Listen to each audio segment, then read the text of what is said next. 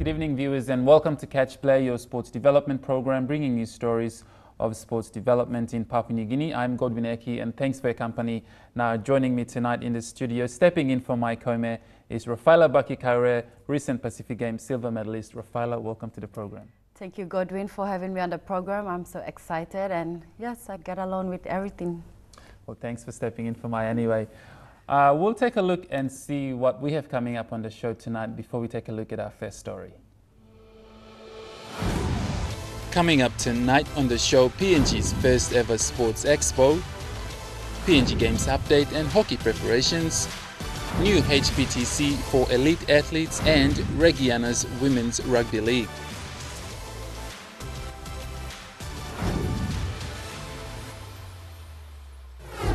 Yes, and there you have it. That was your lineup for tonight's program.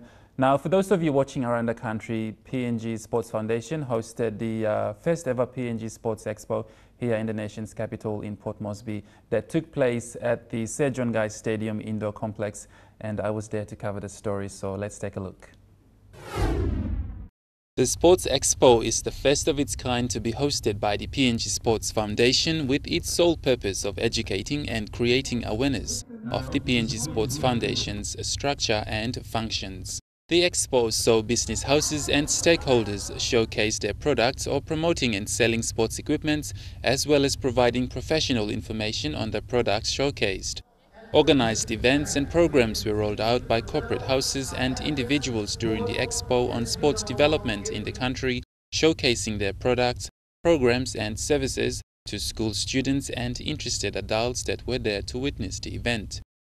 The event saw school children as well as athletes, coaches and other sporting bodies as part of the event. The PNG Sports Expo is all about promoting sport from the grassroots level to the professional level. This is the first time ever Papua New Guinea has put a Sports Expo on for the benefit of everybody to come and see the different sports that they will able to play or they'll be able to be involved in, from a social level to a professional level. Also here you'll be able to see all the different new equipment and uniforms and materials that are available to our athletes and also to our general public to utilize them for sports benefits in the long term. It's also bringing the community together through sport. It also shows what the government's doing for sport in Papua New Guinea. After the Pacific Games, we're continuing the momentum of promoting sport in PNG and enhancing the sporting ability of our Papua New Guinean people that really want to get out there and enjoy sport as part of their livelihood and also as a social medium in their communities and in their own households. PNG Sports Foundation CEO Peter Samalili Jr. added the event is also to showcase PNG's vast interest in sports and to teach our people about different areas in sports. Look at the past and we learn from it and we move to the future. And this is what this government is about. This is about what this leadership is about. It's about identifying the challenges that we've faced in the past and making it a better day. And the minister always keeps reiterating, it's a brand new day. That's what this management, that's what this organization has stepped into. With the leadership that we have, we're trying to harness what we currently have as an energy and translate that into success. Everything that is happening today, this Sports Expo, is a product of what has been created by the government, and so we've proven that with the successful games. And how can we get beyond that games? How can we get that success and continue to drive that into the country? And so this expo, yes, it's a first of its kind, and yes, it's taken all these years, but maybe that's why it's taken all these years for us to start realizing our real potential and then put things in place that we can go beyond that potential. It's this government is about changing the game, and it's a game changer. The success has been a game changer. So we've through our assessment, we've realized that we needed to create this expo to be able to give an opportunity for every Papua New Guinean to see what is actually happening in sports in Papua New Guinea, to appreciate what current sports are doing with their codes and what the future will hold for PNG. And so it gives an opportunity for the federations to start taking ownership of their delivery of their programs right down to the grassroots in Papua New Guinea. we're just talking NCDC here, but the impact of what the media is doing for us, I must acknowledge the media. You contribute to the success of what we're doing in PNG. The event gave the PNG Sports Foundation the chance to showcase the 2015 Pacific Games sports facilities and the public the opportunity to ask questions about each venue and information relating to sports. The event was to give the general public the opportunity to get professional information from experts regarding diet, proper workout, training, coaching and professional medical advice for athletes. Yes, and there you have it. That was the PNG Sports Expo hosted for the first time here in Papua New Guinea. And Rafaela, I was there to cover the event, and there were lots of corporate houses showcasing their products and services, as well as different sporting federations as well.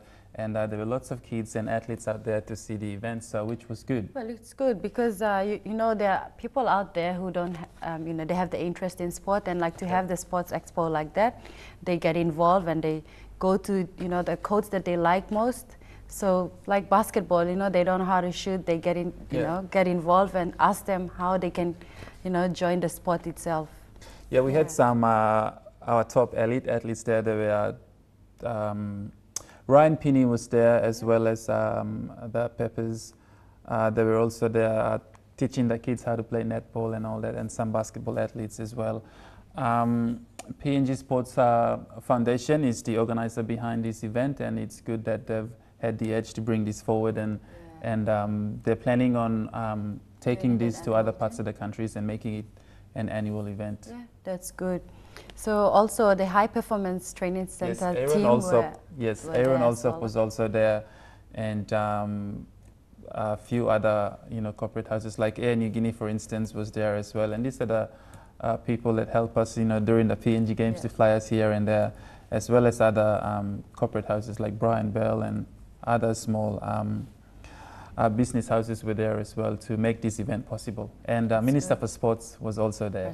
Okay, yeah, that's good. Anyway, that was the PNG Sports Expo hosted in Port Moresby, and hopefully we get it to other parts of the country in the near future. So we'll go for a break, so don't go anywhere.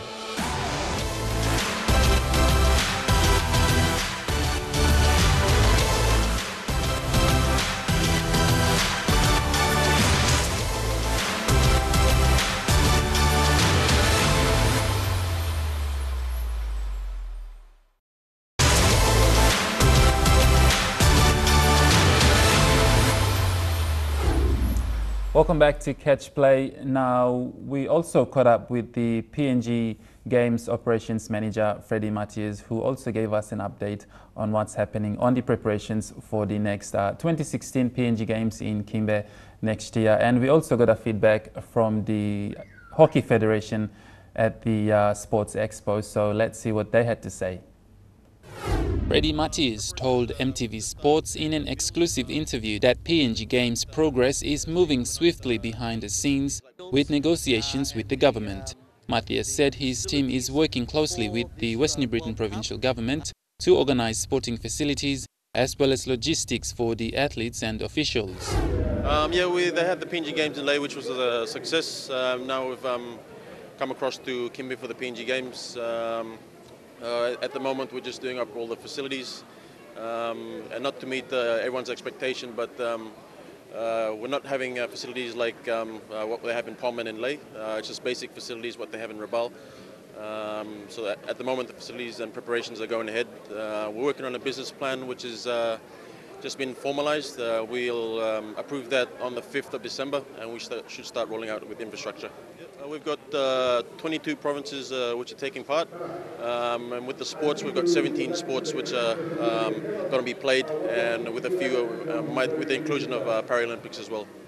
Yep, preparations, we've just started, we've cleared the fields. Obviously we're not, as stated, we're not building facilities like we have in POM, major stadiums. They're only going to be just small venues and a bit of an upgrade. We've got 4 satellite venues which we've identified within the province, which is Hoskins, Kapore, the Kimbe Rugby League, and the Kulungi Field, which will be used. And also we're preparing to build a little mini stadium middle of town as well. In terms of logistic with transport, we're working on a system at the moment. The government has allocated funding for that particular area. It's just all about us developing a system to transport the players around. Yeah, I think with the preparations, I think there's a lot of doubt with the PNG Games going ahead. We have, with the team we have now, we're pretty confident that the games will go ahead, and we just look forward to hosting the games for 2016. The PNG government will work closely with the PNG Games Organizing Committee to help with logistics and other areas that they will need assistance with.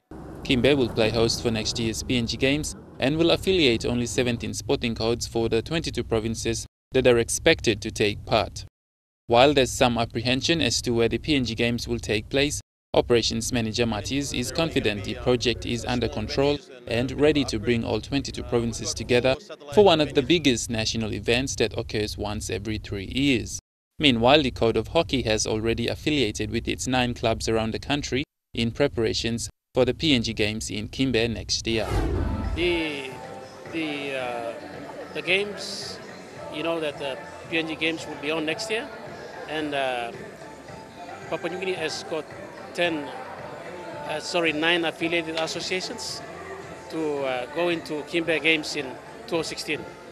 Now there's another game that which we will bid for it, and it's closed yesterday, and it will be in July next year. And so we bid for it, and What competition is that? that's hockey, 11-a-side. That's the World League Round 1, and we bid for it to be staged in Papua New Guinea. The games, the women, they played for silver and gold, and they lost to Fiji.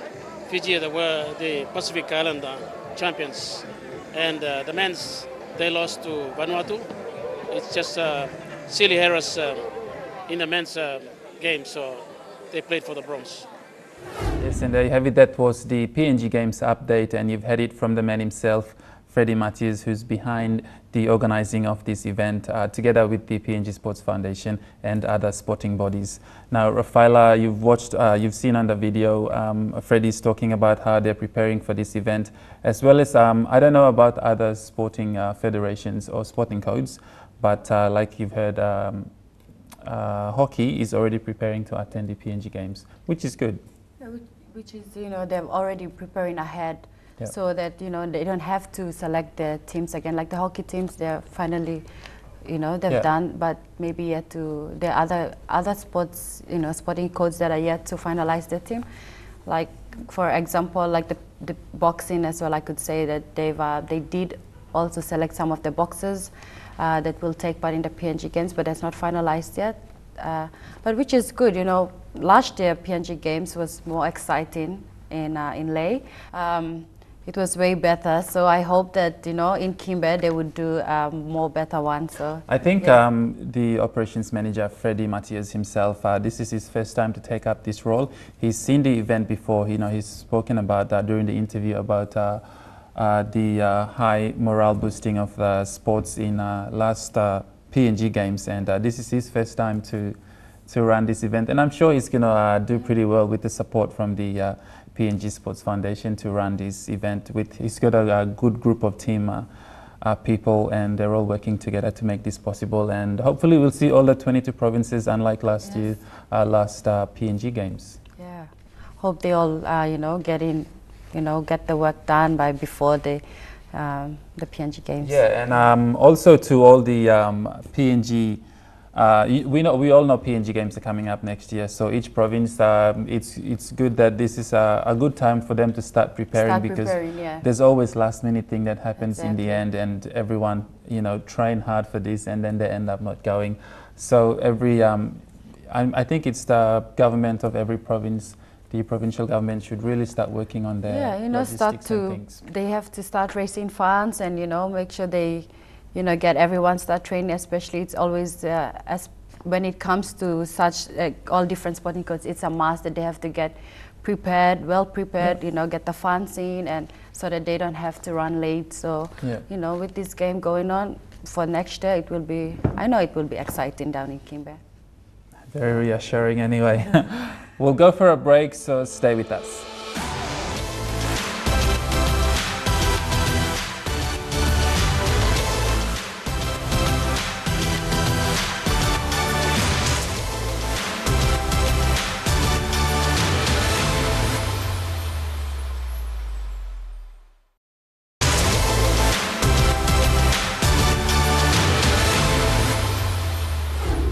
Welcome back. If you've just joined us, you're watching Catch Play, your sports development program.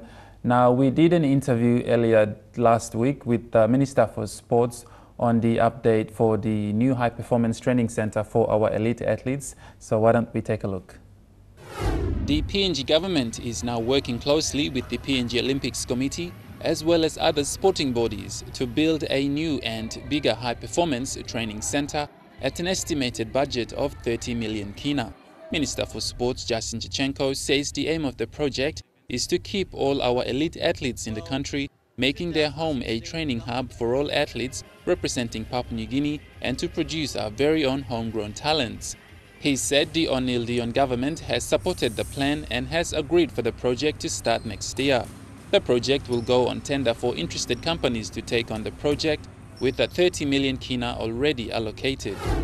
The High Performance Training Centre, we've budgeted 30 million kina for this brand new centre to be built, and will be run and managed by professionals as well to ensure that all our Papua New Guinean athletes get the best.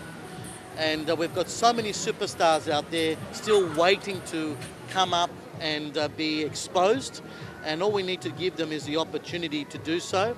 So sports expos like this and many other programs that the Sports Foundation will be doing is just part of the bigger picture of promoting sports in Papua New Guinea. The High Performance Centre is for our elite athletes that want to take themselves to the next level in respect to the Commonwealth Games, Oceania Games and Olympic Games. And they need these facilities. We've never had this before. We have the Institute of Sport in Eastern Highlands in Goroka, but this one here will dominate the scene and ensure that all our athletes have something that will definitely take them to the next level. The new sports facility will only be used by PNG's elite athletes for their training sessions with their coaches in preparations for their national and international events. Meanwhile, the current High Performance Centre will still be used by the athletes until the new one is ready. Yes, there you have it. You've had the first-hand information from the man himself, Minister for Sports, Justin Chichenko. Now, Papua New Guinea government is allocating 30 million kina, Rafaela, to build a new high-performance training centre for all our elite athletes. You know, oh, it's good. You know, finally we have in another new high-performance training center, which for like all the athletes, and you know, not only in Port Moresby, but there will be other athletes from other provinces also flying in to get it, you know, train at the high-performance center, the new one. You know, as an athlete training at the old high-performance training center at 4 Mile, you know, it's good because it really boosts most of the athletes, and we train so hard to take part in the recent Pacific Games. And you know, the country and the nation has seen how the athletes had really performed when having these sort of facilities. Well, I think the government has really seen the success through the recent Pacific Games, and that's why they want to build a new high-performance center for all our elite athletes, so they can all train here. Yeah. I know back in the days, a few years back, all our elite athletes were sent overseas, and they started training there. And one good example is Toya Whistle and Betty Bua, you know, Stephen Curry, and it's good to have these people back in the country, and we can, you know, they can be role models to the upcoming athletes. And because you know, back then it was hard because the only way the athletes had to really push themselves and improve in, you know, getting good competitions, going to big tournaments, to, you know, to meet the higher level of competitions, they had to send them overseas. But now to have these facilities, it's really good. And like I could say that it was hard for some of the athletes who didn't know how to do workouts, like to do gym work, you know, working on their strength and conditioning, proper exercises. But with the High Performance Center, they, you know, they've all improved now. They can really do weights, and I mean, it's good. You know, it gets them prepared to get involved. You know, to just prepare their mind, you know, techniques, and before they get to big tournaments. Yes, and we all know that we have one more. We have another high performance training center in Goroka, and that's where all the most of our elite athletes in the country go and train, apart from the ones training overseas. Well, it's good because now we have have this new high performance center. Well, next day is to, you know, get in a good competitions, going to big tournaments. Qualify exercises. Yeah, proper exercises. But with the High Performance Center, they, you know, they have all improved now. They can really do weights, and I mean, it's good. You know, it gets them prepared to get involved. You know, to just prepare their mind, you know, techniques, and before they get to big tournaments. Rio Olympic Games. So everyone will be now, especially the elite athletes, will be more focused on, and to go to the new high performance training center would be a great. I think to see the government take responsibility of sports in the country is really good, because then the people are all working with the government, and we're all trying to make the country stand out and make ourselves feel good about it. We athletes need to put PNG on the map again. I mean, bring it more closer so the other countries can recognize us. Yes. Yeah. Anyway, thumbs up to Minister for Sports and PNG government for giving the possibility for our athletes to train in this new high performance training center once it's built. We'll go for a break, so stay with us.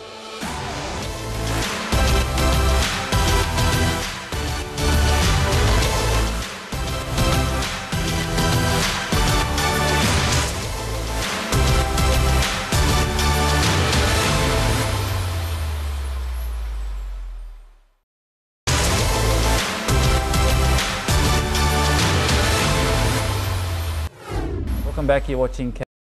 Now, the PNG RFL Women's Rugby League team, the Ruggianas, are carrying out a campaign for the 2017 Women's Rugby League World Cup that will be carried out in Sydney and Gold Coast in 2017. So let's take a look at the story.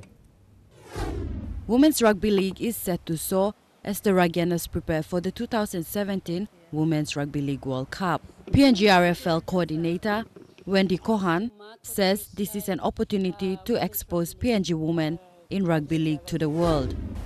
Campaign launch for the Regions. The breakfast launch at Paddy's is to mark for the first time Women's Rugby League. Its concepts, its objectives, which is we're vying for the World Cup. And also to put out, to launch the national team, the Regions, and to the World Cup. She believes PNG Ruggianas can meet the standard of PNG Kumuls and PNG Hunters. Australia and New Zealand and other Pacific nations will be taking part in the Women's Rugby League World Cup. Well, seeing Rugby League is a powerful tool. It is indeed a powerful tool to bring out messages. Women's Rugby League is not just about Rugby League. Although more than 15% is about the Rugby League and the development programs, we're also looking at utilizing and including vital social messages and programs while being included in Rugby League. Yeah. So sponsorship, we're definitely looking for naming rights. Sponsors to the PNG Regions, the national women's team that is vying for the World Cup. To travel to World Cup, we need a naming rights sponsor. And the naming rights sponsors' fundings will be used for development programs up to the World Cup. She says a final squad will be selected from all affiliated clubs in the country to represent PNG. This will be finalized once sponsorship is secured. PNG RFL CEO Bob Cutmore has confidence in the growth of Women's Rugby League in PNG. I personally believe the Women's Rugby League will probably be more successful than the men in the short term. Women's Rugby League is not that huge worldwide. It's mainly played in New Zealand, a bit in Europe and Australia. And I think our women are more than capable of holding their own and probably playing very well against the Kiwis and the Australian side. The PNG women have a wonderful opportunity in 2017 to be the first rugby league team to make a semi-final of a World Cup, if not win it. Yes, and that was the Ruggiana team there, and you've had the interview from the CEO as well as their coach. Now, Rafaela, you carried out these interviews. Tell us a bit more about this event. Yes, Godwin, I grabbed an interview with Wendy. She's the one arranging with the, she was at the launching for the Women's Ruggianas. She's been helping, women in rugby league. And, the 2017, they're still looking for sponsors to once they have the naming rights of the sponsors, that will help them for 2017 Women's Rugby League World Cup. So, seeing the standard of women's rugby, definitely it will develop, and seeing the ladies have done very well. So as we all know, now that every girl in Port Moresby or around the country wants to play rugby league and become like our SP hunters, their brothers, which is good, and that's why the launch has happened. They're looking for sponsors as well as to bring the level of women's rugby in the country Yes. up to a standard where SP Hunters is, so they can start, you know, Yeah. having international tournaments, whether it's in the country or offshore as well. Yeah, you know, they will also implement the development program for women in league. Yeah. And there were several girls there out there who spoke about the experience, which is good, you know. When it comes to weekend, you know, they've involved themselves in rugby, so rugby league, so they're out there. When it comes to weekend, they don't go out and like, they know the competitions are the next day, so they don't get to drink or go out clubbing. So, you know, they talked about how far they've come, and I mean, when to hear stories like that, it's very impressive to see young ladies, you know, very improving.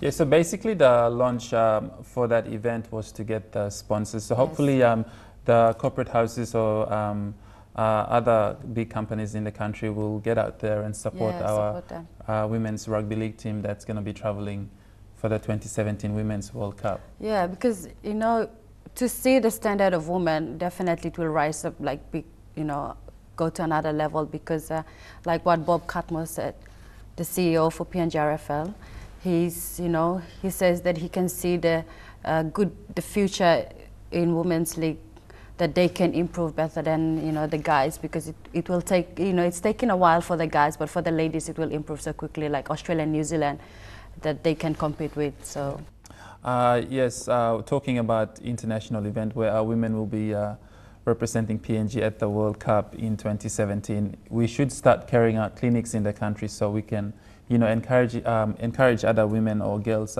sisters, to join into rugby league and be proud of themselves.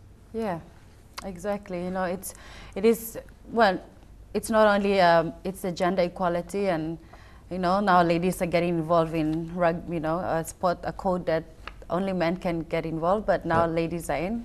It's good. Well, I can't see any problem why women should be playing rugby league. Good on them, yeah. But it's okay. You know, you can do anything. That's right.